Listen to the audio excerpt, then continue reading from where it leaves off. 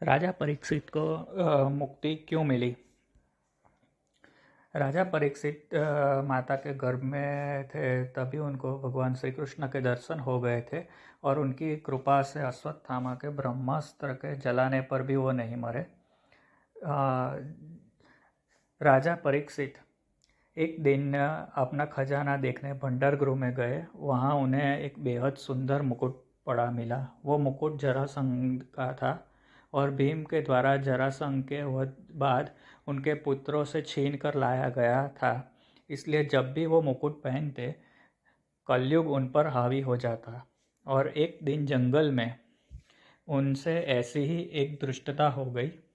जब वो समीक ऋषि के आश्रम में गए और उन्होंने पानी मंगवाया, लेकिन समीक ऋषि समाधि में लीन थे और उनकी बात न सुनने पर राजा परीक्षित को क्रोध आ गया और वहाँ पड़ा हुआ मरा हुआ सांप उन्होंने उनके गले में पहना दिया।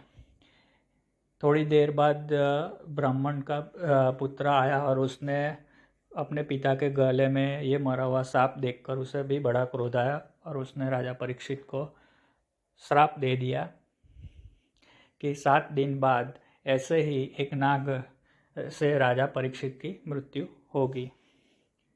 ब्राह्मण पुत्र से श्राप मिलने पर भी वो डरे नहीं और अब सिर्फ 7 दिन बचे हैं। यह सोच आम मनुष्य भोग विलास में डूब जाता है, पर राजा परीक्षित ने सब आसक्ति छोड़ दी और सब राजपाट त्याग दिया और गंगा तट जाकर सुखदेव जी से उपदेश ग्रहण किया।